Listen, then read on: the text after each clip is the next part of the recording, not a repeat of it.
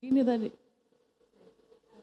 Assalamualaikum warahmatullahi wabarakatuh. Selamat sore untuk semua pendengar dan semua pemirsa yang sudah eh sudah menonton kita di live streaming ya baru-baru aja sih ya. Aduh, untuk anda semuanya pendengar Radio Beranda NKRI dimanapun saja Anda berada ya, bertemu kembali dengan saya Neni di sore ini di program Dialog Interaktif. Nah, dialog interaktif ini kita kedatangan tamu ya, narasumber dari dari Ketua Komisi 4 DPRD Provinsi Kaltara, ada Ibu Tamara Moriska SHMH.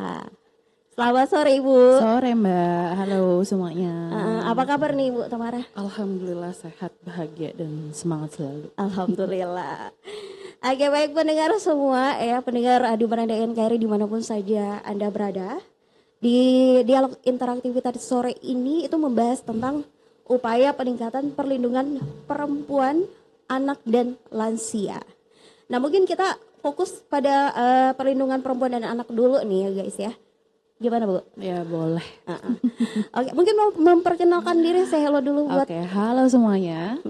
Saya Tamara Moriska, anggota DPRD Provinsi Kalimantan Utara dari fraksi Hanura.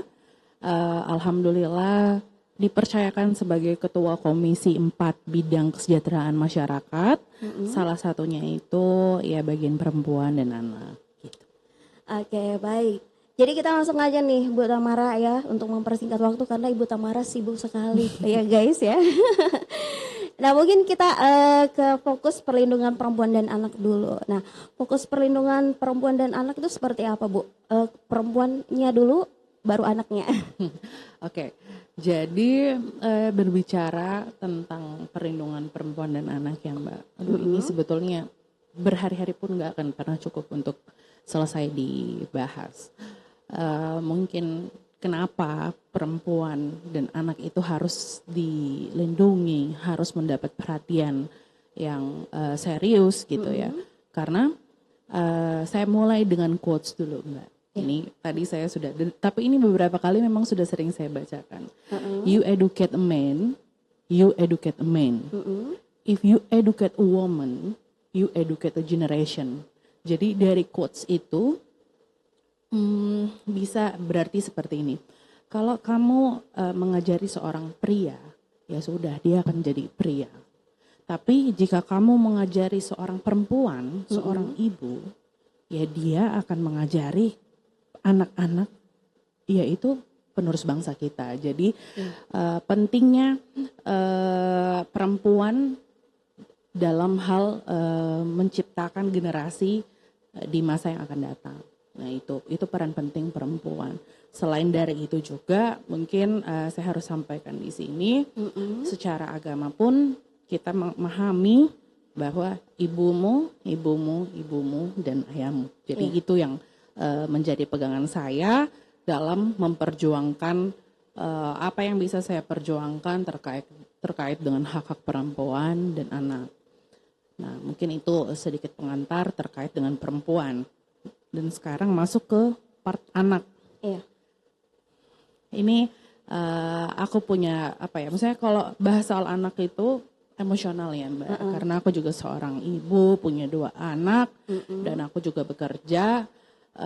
Dengan banyaknya sekali kita memahami pentingnya anak. Anak ini apa sih gitu loh. Iya. Bahkan sejak dalam kandungan pun dia sudah punya hak untuk hidup. Itu anak. Dan sudah menjadi tanggung jawab kita dan menjadi tanggung jawab bersama, negara pun masuk dalam situ untuk memberikan taraf hidup yang layak untuk anak kedepannya. Kenapa?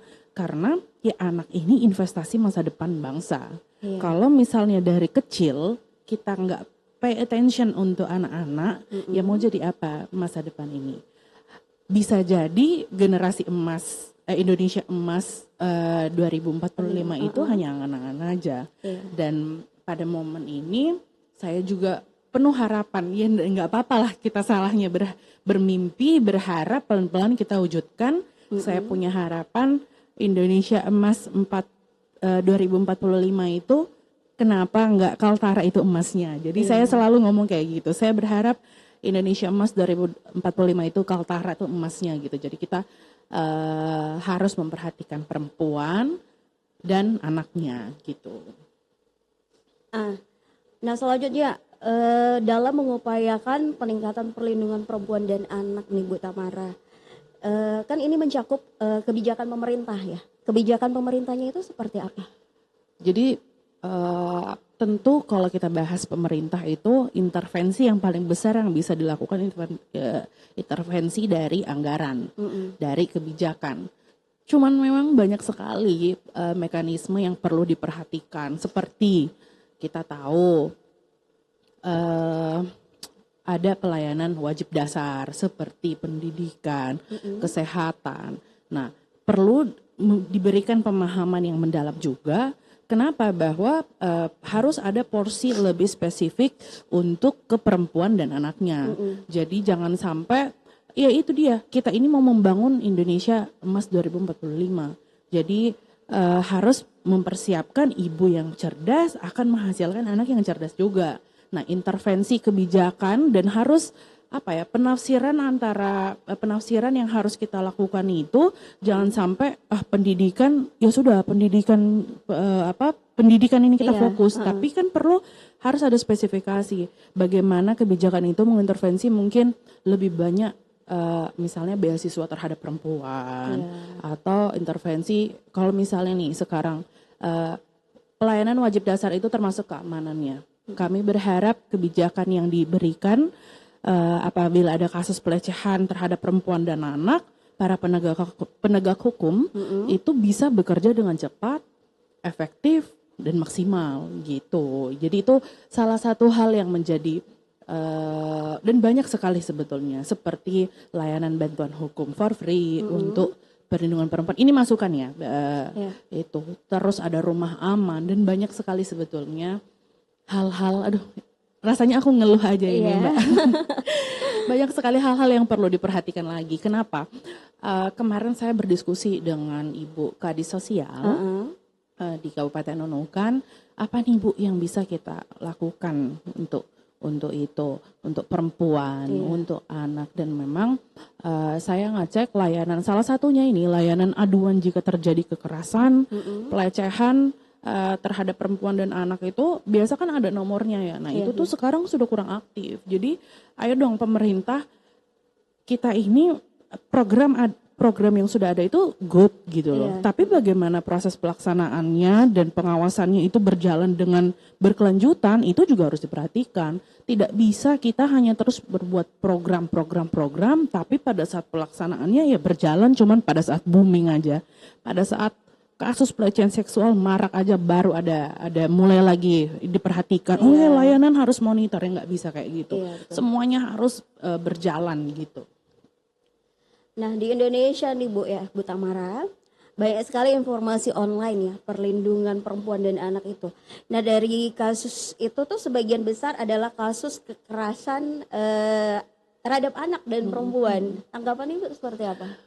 Ya, aku sebagai perempuan pasti murkah ya. Jujur aja nih Mbak, mungkin nggak apa-apa lah aku sampaikan di sini. Setelah saya berdiskusi dengan psikolog anak di Kabupaten Nunukan itu Mbak Tata, setiap beliau menceritakan tentang kasus pelecehan seksual terhadap anak, bahkan yang dilakukan oleh saudara kandung, yang dilakukan oleh orang tua, bahkan orang terdekat sendiri, itu tuh pengen ngomong kasar. Aku bahkan sampai kayak ya mengumpat itu gitu, dan aku rasa gila ini kok bisa ya kayak gini ya. Apa sih permasalahan yang terjadi di Kabupaten Nunukan? Mungkin perlu ada pemetaan di mana tempat-tempat tersangka itu daerahnya itu sering terjadi. Jadi karena bisa jadi itu faktor ekonomi atau faktor memang psikolog masyarakat sekitar gitu loh. Jadi perlu ada pemetaan sehingga ada daerah-daerah yang bisa menjadi perhatian. Misalnya kalau di Nunukan Barat sering terjadi ya sudah berarti para pegiat mungkin ya, pegiat perlindungan perempuan dan anak bisa memasang kuda-kuda lebih ekstra di sana gitu. Terus kita sharing aja kali ya. Iya, sharing aja ya.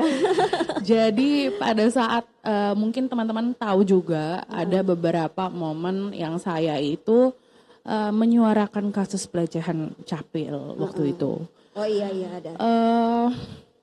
Karena ibu-ibu semua di sini mungkin harus tahu keresahan yang saya jalani, karena tidak semua itu soft. Tidak semua ketika Tamara bersuara itu semua langsung disetujui dengan apa yang Tamara lakukan, enggak kayak gitu. Karena faktanya saya juga mendapat serangan. Saya juga diancam mau diviralkan jika hal tersebut tidak terbukti. Saya juga diancam akan dilaporkan ke polisi jika hal tersebut tidak terbukti. Itu pada saat saya mulai bersuara ketidaksukaan saya terhadap kasus yang terjadi pada saat itu. Kasus pelecehan yang dilakukan Capil. Saya merasa diserang. Ini saya sampai merinding dan memang posisinya seperti itu. Saya sempat ragu. Apakah saya berada di posisi yang salah? Aduh, jadi pengen mewek malah sebetulnya. Karena memang itu sangat emosional pada saat itu. Saya tidak pernah mengetahui siapa pelakunya, siapa korbannya. Saya bersuara berdasarkan hati nurani saya. Karena saya seorang perempuan, saya seorang ibu gitu. Jadi tidak ada backingan ini, backingan siapa, apakah dia memilih saya kemarin apa, itu sama sekali tidak ada hal itu. Memang murni karena saya ingin bersuara sebagai seorang perempuan. Jadi pada saat itu sempat saya ragu karena sudah diserang di Facebook. Oh ini kita viralkan nanti, ini parah gitu kan. Mau dilaporkan, nanti kita laporkan kembali ini jika tidak terbukti. Terus saya ngomong ke psikolog, Mbak Tata, apakah kita ada di tim yang betul? Mbak Tata yakin, dan kemudian saya bilang kalaupun saya berada di tim yang salah, ini jadi pembelajaran untuk saya agar lebih berhati-hati dalam menggunakan media sosial. Seiring berjalannya waktu, kasus itu alhamdulillah sudah selesai dan putusan dan menyatakan saya berada di posisi yang betul. Itu yang salah satu hal yang saya syukuri juga dalam hidup saya, bahwa oh ya Allah, ternyata saya ini selalu disatukan dengan orang-orang yang tepat. Orang-orang yang tepat, dan saya ditempatkan berada di posisi yang betul. Jadi kemarin segala keraguan atau ancaman dan lain-lain itu bisa saya bisa membuktikan tanpa saya harus ngomong ternyata gue benar ya gitu. Ternyata saya benar ya, tapi Allah kasih lihat semua dengan caranya sendiri, dengan menjatuhkan putusan terhadap pelaku walaupun mungkin masih belum sesuai dengan yang saya harapkan. Apa yang saya harapkan? Hukuman yang seberat-beratnya. Kenapa? Karena banyak sekali kasus pelecehan seksual yang saya lihat di Kaltara ini khususnya belum mendapatkan hukuman yang berat. Jadi kayak kemarin itu yang ASN itu dijatuhi hukuman 1 tahun 8 bulan kalau nggak salah. Dan banyak lah yang menurut saya harusnya kalau misalnya pelecehan seksual terhadap perempuan dan anak ini dianggap kejahatan serius, harusnya dijatuhi dengan hukuman yang serius juga gitu loh. Nah, terus ada itu kasus pelecehan yang di Dukcapil. Akhir-akhir ini ada juga yang usia 3 tahun itu, anak dilecehkan usia 3 tahun itu mulai lagi dinamika, apakah kita membela orang yang tepat gitu kan, apakah betul. Tapi sejauh ini saya mengambil garis lurusnya seperti ini, Mbak. Apapun yang terjadi, benar atau tidaknya suatu perkara, walaupun kamu benar, selalu ada sesuatu yang bikin orang benci sama apa yang kamu lakukan. Jadi kegelisahan saya itu selalunya seperti itu. Benar pun ternyata kita tetap dihujat. Salah pun kita tetap dihujat gitu kan. Jadi ya kembali lagi, karena Indonesia negara hukum, kita berbicara itu harus berdasarkan dengan hukum. Terus juga sekarang saya seorang perempuan, apapun yang saya suarakan itu pasti melibatkan logika dan hati nurani saya gitu. Nah, untuk menguatkan perlindungan perempuan nih, Bu Tamara ya, apakah dengan memperkuat peran Komnas Perempuan, ada ya Komnas Perempuan, Komisi Nasional Anti Kekerasan Terhadap Perempuan, itu seperti apa? Ya sekarang gini ya Mbak, menurut saya mereka kan orang di pemerintahan toh, yang ada di lapangan itu kita, yang paling dekat dengan masyarakat itu kita. Jadi sebetulnya saya sangat menyayangkan sekali eh, pergerakan yang dilakukan teman-teman DPRD Kabupaten yang ada di Komisi Bagian Perlindungan Perempuan dan Anak itu tidak berjalan dengan maksimal. Mungkin teman-teman wartawan juga bisa cek siapa anggota Dewan Provinsi, anggota Dewan Kabupaten bagi yang membidangi komisi itu yang bersuara terkait tingginya pelecehan seksual di sini. Apakah mereka ada yang bikin statement atau ya paling tidak di belakang membackup segala kasus itu? Saya rasa tidak ada.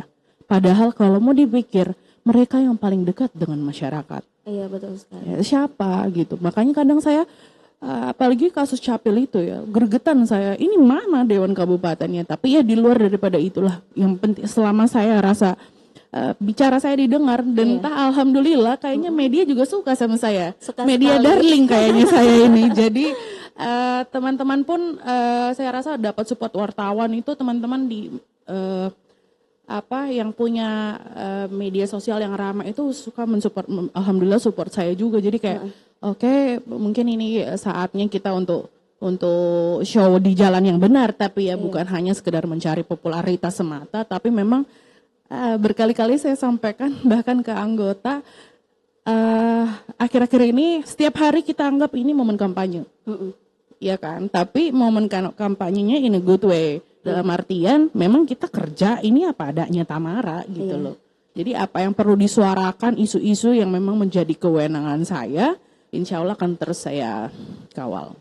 Nah kalau untuk lembaga-lembaga di Kabupaten Nunuk kan nih lembaga-lembaga perlindungan perempuan dan anak itu di mana sih harus lapornya ya? Jadi kemarin saya itu sering adakan sosialisasi rancangan peraturan daerah itu yang pemberdayaan perlindungan perempuan dan anak.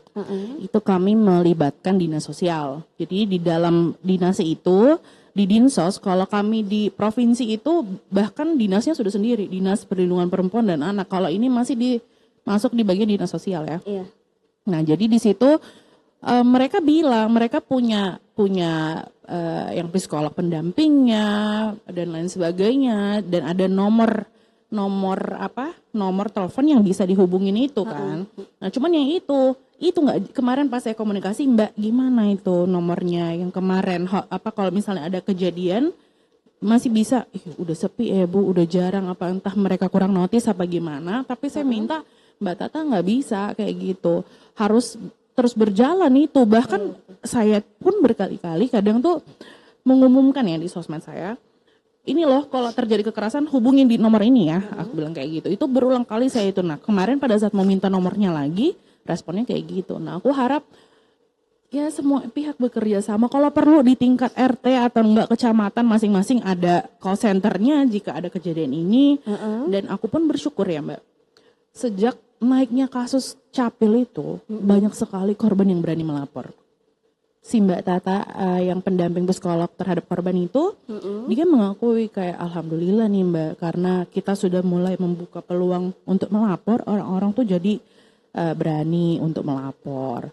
Dan yang paling penting sebetulnya salah satu penyebab kenapa orang tidak mau melapor, korban itu dapat cibiran-cibiran dari masyarakat. Iya, betul. Sudah diklaim, dia kan terjadi pelecehan tuh sama dia gini-gini. Nah itu kan hal yang tidak dibenarkan.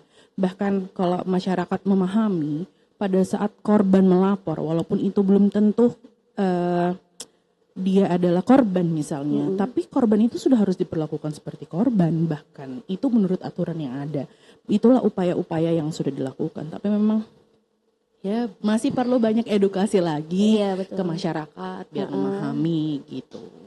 Nah kalau cara nih masyarakat dapat mencegah dan melawan kekerasan terhadap perempuan, mungkin secara kasus pelecehan seksual di Kaltara ini meningkat ya Bu ya? Iya meningkat, cuman kemarin saya komunikasi dengan Pak Kejati, kata beliau selama beliau menjabat hanya ada 2, tapi saya yakin enggak sih, kemarin saya di chat laporannya lumayan banyak, bahkan belum sampai putusan, dan itu saya harapkan teman-teman media untuk menekan itu juga. Kita pengen setiap ada kasus tuh selesai, jangan atur damai biar kapok gitu. Oke, kita break sejenak dulu ya, sekitar 5 menitan gitu ya pendengar semua, dan nanti jangan lupa ya untuk dialog interaktif yang mau bertanya terkait dengan tema kita di sore ini ya. peningkatan perlindungan perempuan, anak dan lansia. Yang mau bertanya silakan nanti di kolom komentar live Facebook Radio FM Beranda, dan juga bisa langsung ke via telepon kita ya, interaksi telepon, SMS dan juga di WA di 081349143433. Kita break sejenak. Udah, stop ini.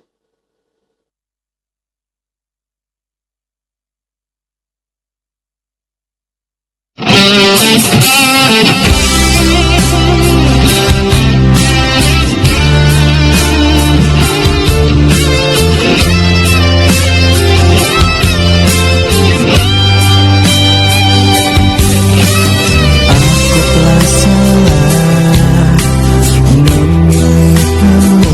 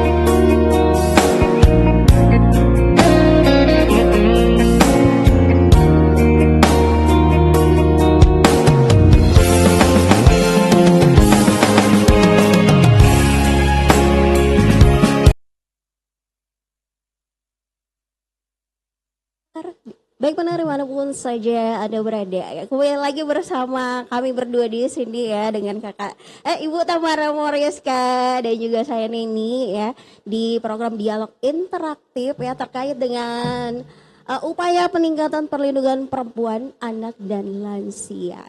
Oke, yang sudah bertanya di 081349143433 ya, nanti kita bahas ya. Nini mau bahas dulu nih ya apa yang mau Nini tanyakan sama Ibu Tamara ya. Nah ini panjang nih Bu ya. Oke. Kita lanjut lagi, masih semangat Bu Silakan, Tamara masih ya. dong. Oke baik. Nah kita nih ketika kita berbicara tentang tindak kekerasan terhadap anak.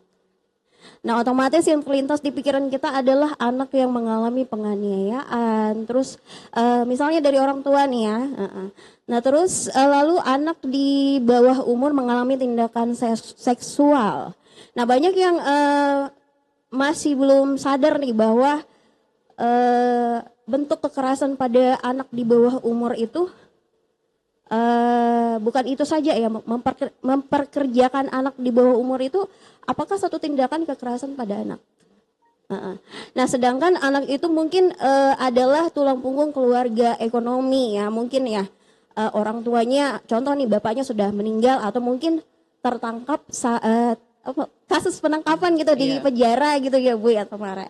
Nah terus kalau sekarang pemerintah melarang ataupun aturan undang-undang itu melarang, terus solusinya itu seperti apa? Oke, kembali lagi ya. Kalau misalnya ditanya, kalau misalnya ada kejadian seperti itu harus apa? Ya pertama, pemerintah punya PR besar untuk memperbaiki perekonomian warganya itu sendiri. Gitu. Kenapa? Karena kalau sampai hal tersebut terjadi, berarti kan yang salah ini ekonomi di daerah itu gitu loh. Penyediaan lapangan kerjaan dan selain ekonomi ya pelayanan kesehatan masyarakat di masyarakat itu sendiri. Harusnya kita sebagai pemerintah yang punya anggaran, punya program, bahkan undang-undang sendiri itu meminta menyaratkan bahwa pelayanan dasar itu yang pertama pendidikan, yang kedua itu tentang kesehatan. Nah, kalau dua hal ini digarap dengan benar, harusnya tidak akan ada terjadi seperti itu gitu loh. Dan yang paling penting karena secara karakteristik wilayah Kabupaten Nunukan itu kan darat, ya kan, laut, sungai, dan memang PR terbesar saat ini infrastruktur, terutama konektivitas di setiap daerah itu diperlukan. Kayak kemarin ada kejadian, mungkin Mbak juga tahu, yang saudara kita ditandu berjam-jam, ya itu PR-nya kenapa? Karena konektivitas daerah itu sendiri. Dan itu sudah PR yang sangat lama, kenapa nggak dibenahin gitu loh. Mau sampai kapan kan kayak gini. Jadi upaya-upaya itu memang PR pertamanya itu biasa konektivitas ya. Tanpa konek semuanya ini nggak bisa dijangkau daerah-daerah terpencil di Kabupaten Nunukan, seperti itu Mbak.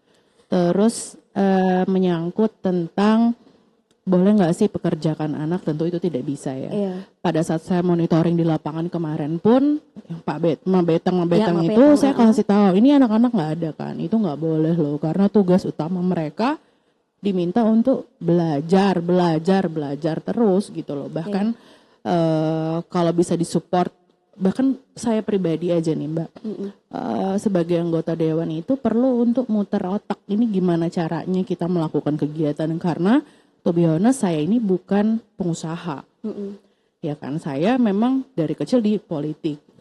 Bagaimana sih saya bisa mengoptimalkan pekerjaan saya sebagai anggota dewan dan bisa membawa manfaat untuk anak-anak semua.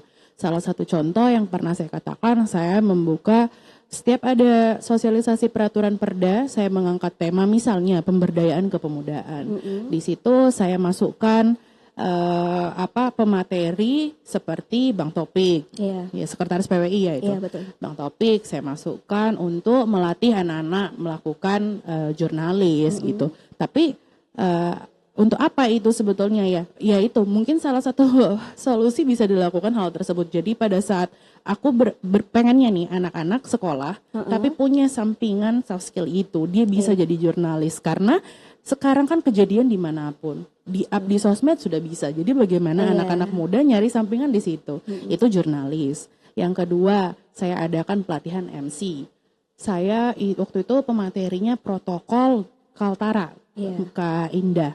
Kenapa aku pengen dia? Karena aku pengen minimal standar-standar anak-anak di Nunukan itu punya standar yang paling bagus nih di antara Tarakan, KTT, Malinau. Kenapa nggak Nunukan yang paling wow gitu? Nah itu aku adakan pelatihan itu ke anak-anak SMA juga. Kenapa? Ya lumayan lah kalau misalnya dia dipanggil isi materi, jadi MC di pengajian dapat honor 2,5 ya itu sangat membantu ya gitu loh dari apa yang pernah mereka ikuti pelatihan MC itu, pelatihan jurnalis dan fotografer kemarin juga sempat kami lakukan. Jadi memang tapi ya semoga lah teman-teman dewan yang lain juga bisa mencontoh itu ya, karena berapa banyak anak muda sebetulnya yang bisa kita berdayakan itu kembali ke dewannya masing-masing mau menerapkan pola seperti apa.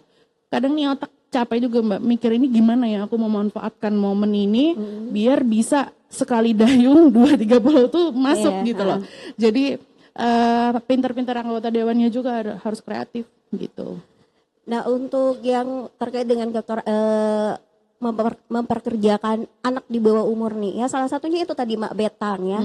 Nah itu banyak anak-anak tuh yang kerja mak betang itu putus sekolah. Gimana nih tanggapan Ibu? Ya jadi harus tadi yang saya bilang ya itu tidak bisa dibenarkan, tidak bisa dilakukan. Kadang anak kecil itu lincah sekali tangannya waktu itu saya lihat kan. Nah itu pemerintah harus punya intervensi lebih Mbak di situ. Kalau misalnya enggak ya enggak gitu loh. Jadi anak-anak ini bisa fokus untuk sekolah, nggak bisa kayak gitu. Karena memang tugasnya yang seperti saya bilang tadi anak-anak itu taunya sekolah aja gitu, nggak bisa ikut campurkan ke permasalahan ekonomi karena itu tanggung jawab sejak ibunya mengandung. Harusnya kamu prepare apa yang anakku butuhkan ke depannya, itu tanggung jawab orang tua. Saya sebagai ibu sebelum memutuskan anak kedua, saya sudah berpikir ini biaya sekolah anak saya SMA segini, apakah saya sudah siap untuk itu gitu loh. Jadi dan banyak hal biaya lahiran dan lain sebagainya. Saya sih berharap ibu-ibu di luar sana perempuan, anak-anak perempuan ini lebih membuka pikirannya lagi. Jangan sampai lulus sekolah SMA langsung mau nikah gitu-gitu kan. Jadi dan apalagi sekarang itu kampus di Nunukan juga sudah ada. Dulu kita kalau mau kuliah harus keluar dari sini ya karena sekarang tuh peluang semakin besar untuk mengenyam pendidikan. Jadi PR-ku juga sih aku selalu tuh kalau jangankan orang lain deh, teman terdekatku aja kalau mau nikah usianya masih muda, udah nanti dulu karena aku udah ngerasain punya 2 anak, punya suami, mending karir dulu aja deh gitu ketimbang nanti ke depannya jadi sengsara hidupnya sendiri gitu. Oke baik. Nah ini untuk perempuan lagi nih. Di Nunukan nih ya juga tidak sedikit nih catatan berlangsungnya perkawinan nikah siri nih ya kata Bu Tamara. Aduh. Gak apa-apa kalau aku masih muda kok. Nah secara hukum nih menempatkan perempuan pada posisi yang lemah. Nah juga mengorbankan hak anak dari hasil perkawinan nikah siri tersebut. Nah langkah konkret untuk mengatasi solusi itu selama ini kan belum terlihat ya. Baik dari pemerintah itu apakah ada edukasi yang diberikan untuk perempuan-perempuan itu jangan melakukan pernikahan siri. Ada nggak ini edukasi? Kalau so far sih belum pernah saya lakukan ya. Maksudnya intervensi saya terhadap hal itu belum pernah. Paling ya cuma mengingetin aja ke teman-teman.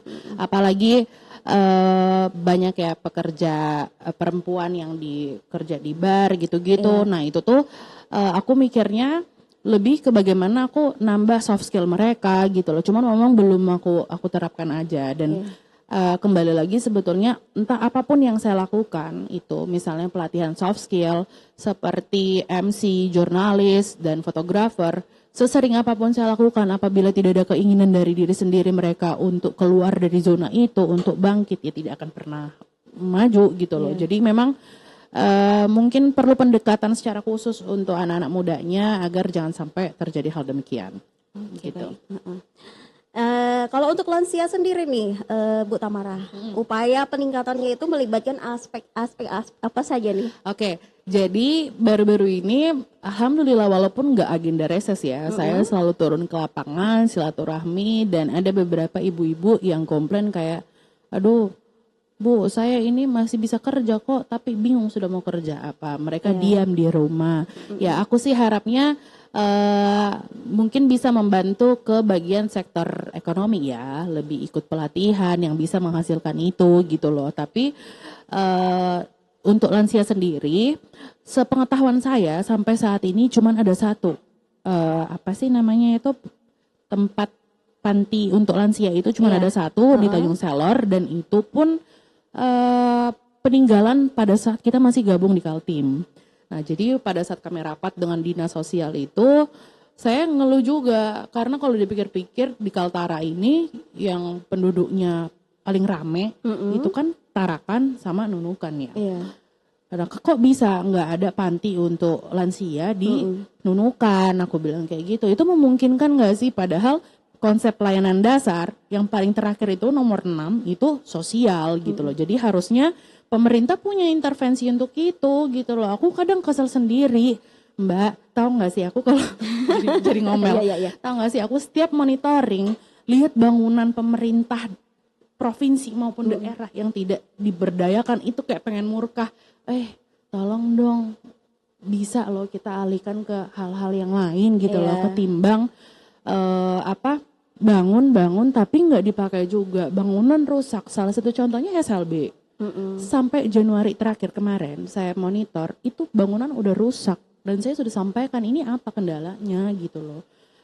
Anak-anak adik-adik kita yang SLB di sana udah penuh banget tempatnya. Bangunan di sana udah jadi tapi nggak difungsikan, jadi kayak ngapain gitu kan. Nah itu jadi evaluasi juga sih Mbak buat saya, nggak semuanya pasti kesalahan dari pemerintah ya, pasti fungsi pengawasan saya juga perlu ditingkatkan. Dan yang kedua mungkin ke depannya saya sih pengennya, saya tahu pemerintah punya, setiap kepala daerah punya visi dan misinya sendiri, tapi alangkah baiknya itu mendengarkan aspirasi dari bawah. Kenapa? Karena masyarakat paling bawah itu yang paling tahu, kami butuh ini Bu, ini yang kami lakukan, yang kami everyday kami melalui jalan ini, everyday kami butuh tempat ini untuk misalnya untuk olahraga dan lain-lain sebagainya, bukan tempat yang nggak kepake juga gitu loh. Misalnya tuh di Sebatik ada loh Mbak, kemarin katanya itu sih bagian UMKM ya, bagian ekonomi, mereka buka tempat pelatihan itu ada 4 ruangan, bagus deh itu pada saat periode pertama saya LKPJ, sampai sekarang belum dipakai. Itu sudah saya komunikasikan juga, maksudnya kalau misalnya memang itu untuk pelatihan ya pakai dong untuk pelatihan gitu loh. Tapi kan nggak dipakai, rusak, jadi aku juga dongkol gitu. Tapi ini aku sampaikan di berkoar-koarnya saya di sini Mbak, itu nggak bikin peraturan tiba-tiba langsung berubah, mereka bikin langsung mereka langsung pakai bangunan itu, enggak. Tentu saya tahu hal ini perlu saya sampaikan di forum resmi sesuai dengan aturan forumnya apa. Misalnya pada saat kami rapat kerja, itu tentu harus saya sampaikan di situ. Keluh kesah saya harus saya sampaikan di situ. Cuman ini sekadar kita sharing aja kegelisahan kita ya gitu. Kalau bentuk-bentuk perlindungan untuk lansia tuh seperti apa? Sejauh ini di Nunukan kayaknya belum pernah melakukan itu deh. Lebih banyak pemberdayaan lansia. Kalau di Tanjung Selor ya, di Tanjung Selor itu ada panti khusus lansia ya, disiapin makanannya seperti biasa, cek kesehatan dan lain sebagainya. Kalau di sini memang pantinya juga belum ada. Gitu. Apakah nanti ke depannya mau diusulkan ada panti di Kota Nunukan? Setahu saya akan ada tempat yang orang gangguan jiwa ya, ODGJ ya. Di sini tuh ada, akan ada, tapi belum tahu realnya seperti apa. Cuman aku bahkan mengusulkan hal-hal yang aku usulkan, misalnya ada SLB di Sebatik, karena kasihan adik-adik kita yang autis harus naik kapal setiap hari pergi sekolah di sini itu. Dan ternyata nggak sedikit anak-anak yang berkebutuhan khusus dari Sebatik. Nah terus kemarin itu dinas sosial ini kemarin saya sampaikan, bisa nggak sih kalau dibangun panti lansia di Kabupaten Nunukan, Katanya ya bisa, cuman gak ada anggaran Bu. Iya. Jadi mungkin perlu komunikasi politik antara saya atau teman-teman Komisi 4 dengan kepala daerah agar mengintervensi hal-hal yang kita anggap ini urgent gitu. Oke, baik. Itu upaya peningkatan perlindungan untuk lansia pendengar ya. Semoga kedepannya nanti di Kota Nunukan nih ada ya. Panti buat lansia. Oke, baik, kita ke pertanyaan ya, pertanyaan dari rekan-rekan yang sudah monitoring kita di sore ini buat Tamara ya terkait dengan tema kita. Nah, assalamualaikum, selamat sore Beranda NKRI beserta Ibu narasumber. Katanya izin bertanya nih terkait dengan kasus pelecehan yang sedang marak terjadi terhadap anak dan perempuan. Bisakah para pelaku itu dijatuhi hukuman berat seperti suntik kebiri biar ada efek jerahnya? Nah, karena yang saya lihat jika hukumannya hanya penjara hitungan tahun saja, sepertinya kurang efektif karena begitu bebas bisa saja si pelaku melakukan kembali pasca bebas kurungannya. Ya, itu dari rekan yang bernama Palma. Iya. Halo Pak, Bapak atau Ibu nih? Ibu, Halo Ibu, Pak. Ibu ya Bu ya. Palma. Terima kasih untuk pertanyaannya. Kayaknya Ibu bertanya dengan orang yang tepat deh. Karena pada saat saya S1, saya itu membahas terkait pelaksanaan hukuman kebiri terhadap pelaku kekerasan seksual terhadap anak. Jadi memang hal itu dan itu berarti 2017 hampir 10 tahun yang lalu ya. Hampir 10 tahun yang lalu. Terkait dengan hukuman kebiri, saya sangat setuju untuk dilakukan hal itu. Namun pada proses penerapannya, pada momen itu dulu ya, pada saat saya membahas skripsi itu, yang menimbulkan polemik itu di siapa yang akan melaksanakan hukuman kebiri kimia. Kenapa? Karena seperti yang kita tahu, melakukan hal kebiri itu adalah tindakan medis. Dan sedang di aturan Indonesia yang menetapkan hukuman, yang menjalani hukuman itu ya para penegak hukum yang bisa memberikan sanksi. Ya itu kan sanksi ya, kebiri kimia itu menerapkan sanksi. Nah, jadi pada saat itu masih masih gamang. Ini yang mau melakukan siapa?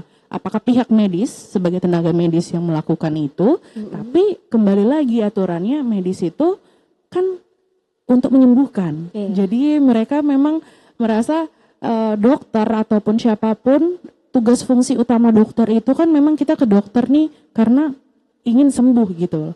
Nah, pada saat hukuman kebiri kimia dilakukan oleh dokter, tentu bertentangan dengan etika profesi mereka sebagai kedokteran. Nah, kembali lagi nih, kalau di sisi lain dengan para penegak hukum, nah penegak hukum pasti juga ngomong, kami bukan tenaga medis, hukuman kami ini memberi sanksi. Jadi memang ada dua polemik di situ. Yang satu merasa kami ini untuk menyembuhkan, yang satu yang pemberi sanksi ini merasa kami tidak berkapasitas untuk memberikan itu karena itu tindakan medis. Nah, caranya bagaimana? Solusinya pemerintah harus membentuk sendiri para algojo mungkin ya bahasanya ya atau apapun itu untuk yang ditunjuk secara sah melalui undang-undang bahwa mereka bisa melakukan itu, entah siapa yang ditunjuk gitu. Jadi harus ada satu lembaga yang ditunjuk untuk melaksanakan sanksi itu, gitu. Jadi sebetulnya bisa dan aturan itu sudah ada, tapi setahu saya masih berpolemik di situ. Siapa yang mau melakukan kebirinya itu loh. Gitu. Oke, baik, itu dia ya buat Palma ya, semoga puas dengan jawaban dari Ibu Tamara Moriska di sore ini. Kita lanjut ke pertanyaan selanjutnya nih Bu Tamara. Katanya selamat sore Mbak Neni, Ibu Tamara. Saya Tina di Pasar Baru.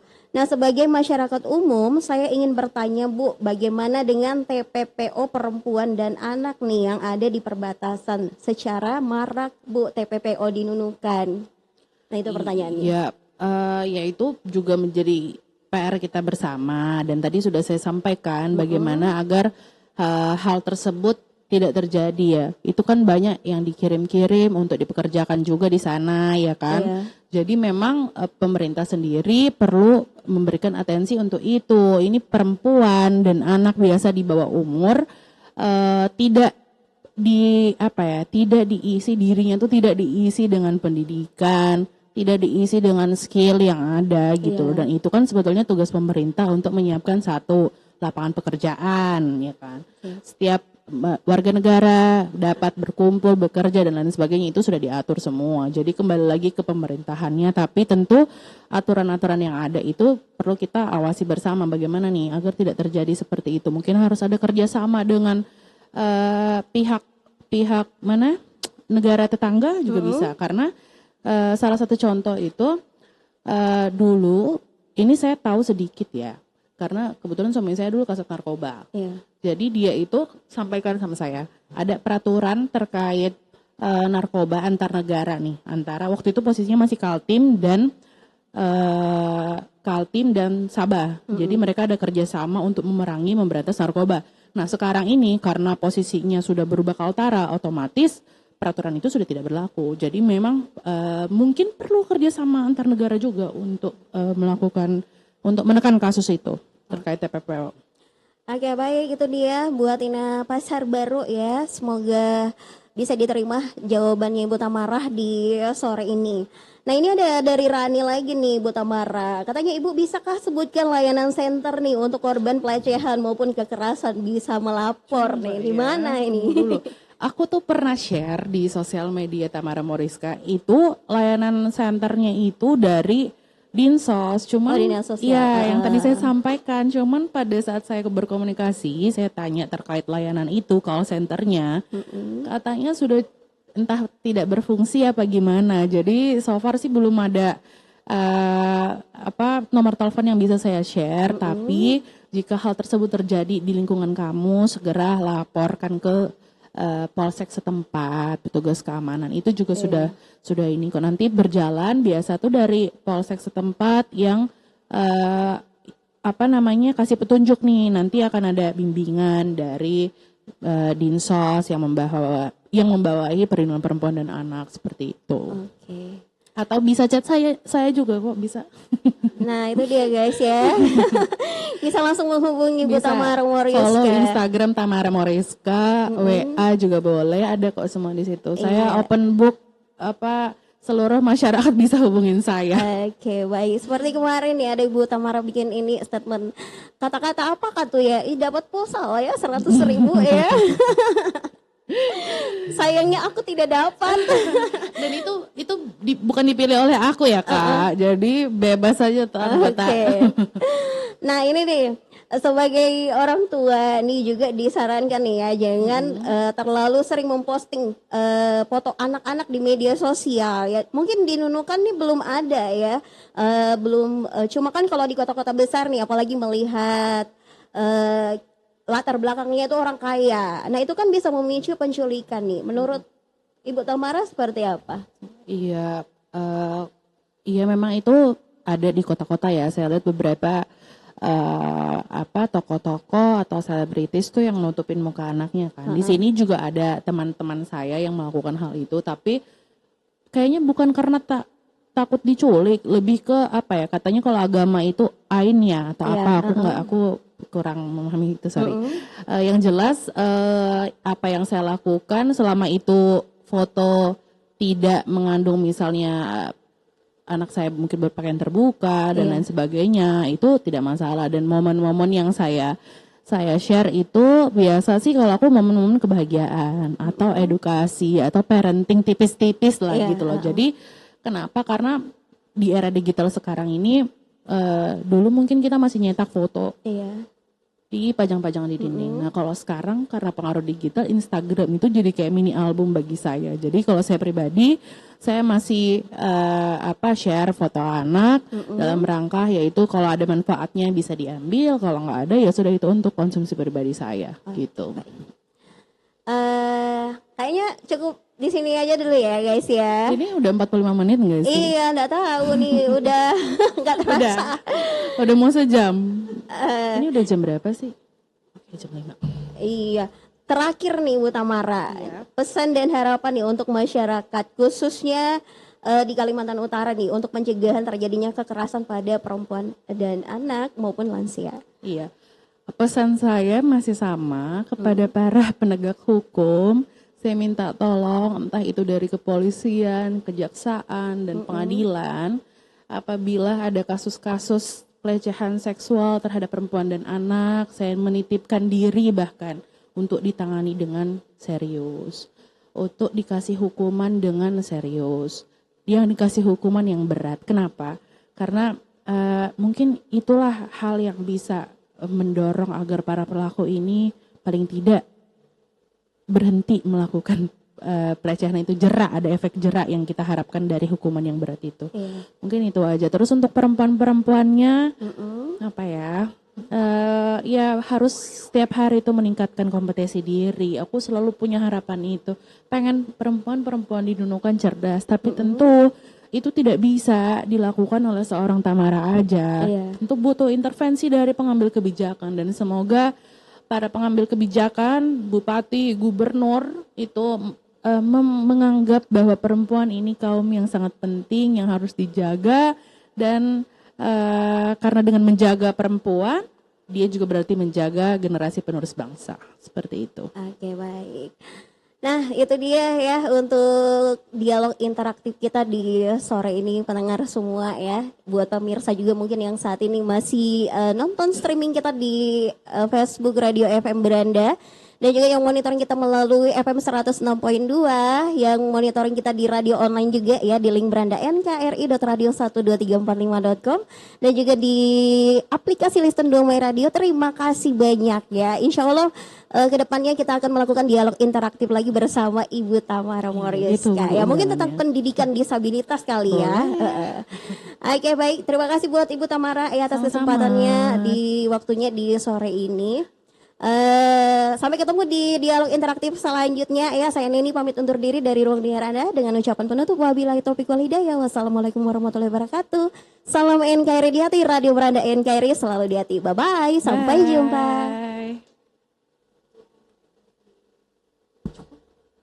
Kenapa?